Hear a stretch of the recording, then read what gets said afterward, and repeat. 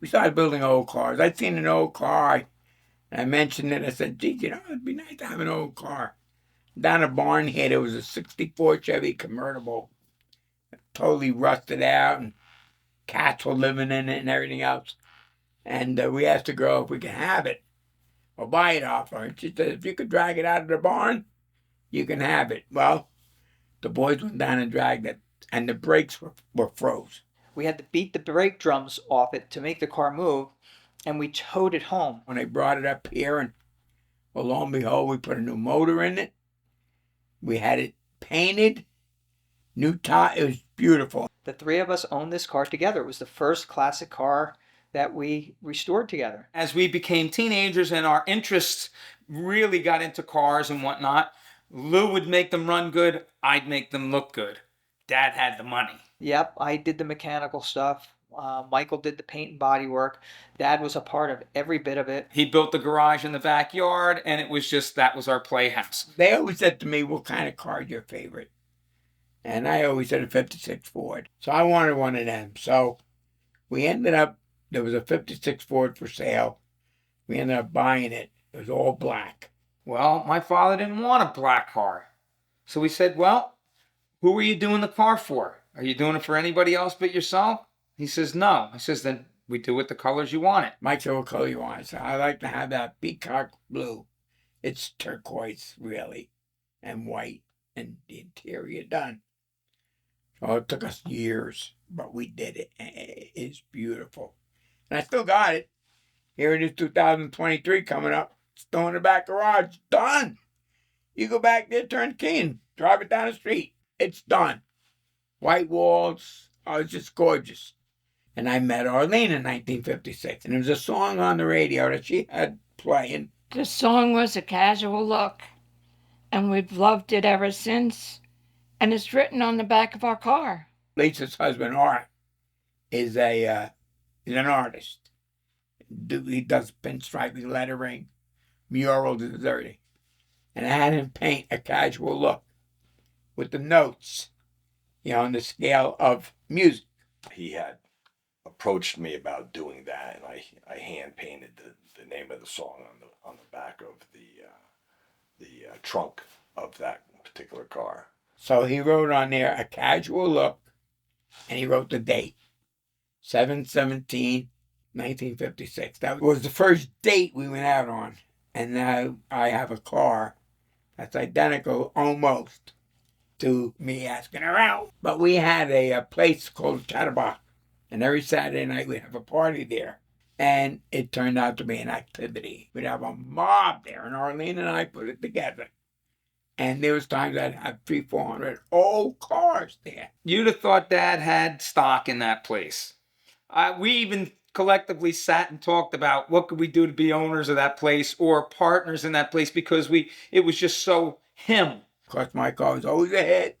And on the back, on the Continental kit, Art painted the Chatterbox.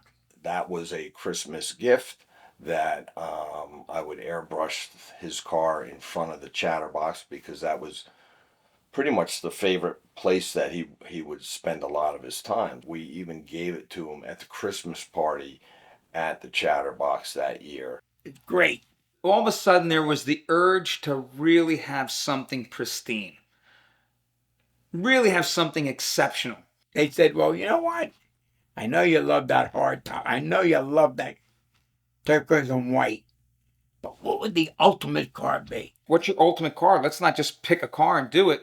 Let's pick something that that you really like. How about a 56 Ford convertible? So now we go on a mission to try and find this 56 Ford convertible, and as it happens, we end up finding a car that one owner car that came from a guy that worked in the Ford plant and actually watched his own car go down the assembly line in the Ford plant. But what was so special about this particular car was, again, it was convertible. It had a power top. It had power windows. It had power seats. All things that these cars just didn't come with. By this point now I have brother-in-laws, right? I have my brother-in-law Art, I have my brother-in-law Scott, And now we start working on this car. It's a family project. I went with him. We looked at the car. He brought the car home. I remember he parked it in the carport, and we all were out there looking at it.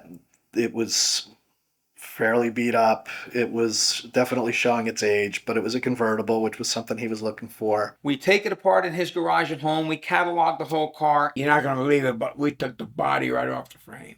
Put the body of the car on a big rotisserie, they call it, that has the ability to rotate the entire shell of the car separated from the frame. So that's, a major restoration. Like, you don't usually do that, but this was basically rebuilding the car from the ground up. Everybody's doing their own thing. It's a family project. I would just be getting in the way if I tried to help with the restoration itself. I would grab a rag and wipe up after them. I would grab a rag and, work on detailing all of the knobs for the stereo and, wipe up any grease that's where it doesn't belong. And we had a blast. We absolutely had a blast. My brother-in-law Art created a picture of the car, and in the chrome bumper is a picture of my father and I. It's the coolest thing, and it's in my office. I look at it all the time, and it's just the fond memories of building that car. Well, in 1995, my daughter got married.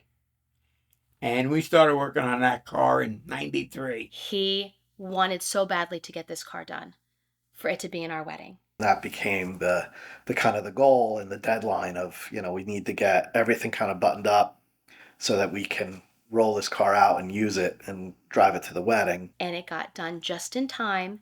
And the big reveal was on our wedding day.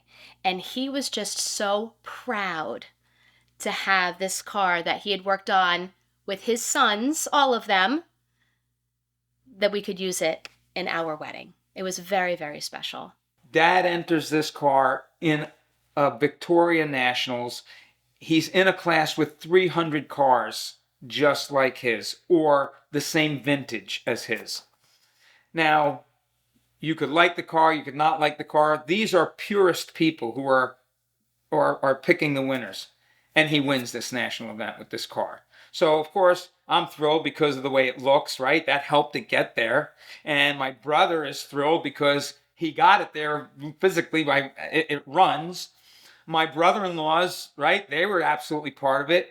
And, of course, there's my dad. He made all the choices. He made it a family thing that we could all be proud of. And till today, that car sits in the front garage. The cars are a big thing of our lives. And the cars, I think, kept us pretty close together. Growing up, classic cars was always a huge part of my life. I was introduced to cars at a very young age. Growing up in that area is the cars, right? He always maintained his cars. He still has cars to this day. And between my uncle, my dad, my cousin Louie, we've all gravitated towards cars, right? It's a common interest between all of us. That was always such a big part of growing up, was spending the weekends and the time with my dad building cars and working on this and that, and having that passion to be able to see my grandfather talk about it and all the people that he knew and that we got to know because of those cars, and it was just such a huge part of growing up. Papa had a number of different cars, and he used every single one of them. He rotated through them. He picked a different car for every Saturday night. He used a different car. And at one time, I had 9 cars, all done. 55 Chevys, 56 Chevys, 64, 65 Chevys, Fords, at a 54 dynamite cars. Just a very, very cool scenery that I grew up into wanting to be a part of. We're still big into cars. Louie built a 69 Chevy pickup truck. Michael, on the other hand, has got a 40 Ford. Young Louie just finished a 70 Chevelle. My interest, my obsession, my addiction to cars absolutely started with Papa. Kevin just finished a Nova. It was always very, very cool to have that commonality with Papa, to have that conversation, he'd always ask, "Oh, how's your car coming? What's this look like?" Or have him just randomly stop over my dad's house on a Sunday while I was working on it, and have him start asking me all these questions about things that most people probably wouldn't see or think to ask. And it's always just been a really, really cool niche to have in common. Young Michael has got a Camaro he's putting together. As I've been working on this car, ironically enough, the one thing I'm looking forward, you would think you'd be like just looking forward to being able to drive it or take it to the first car show. My first thing that I really am dying to do is take my grandfather for a ride in this car. We all have an old car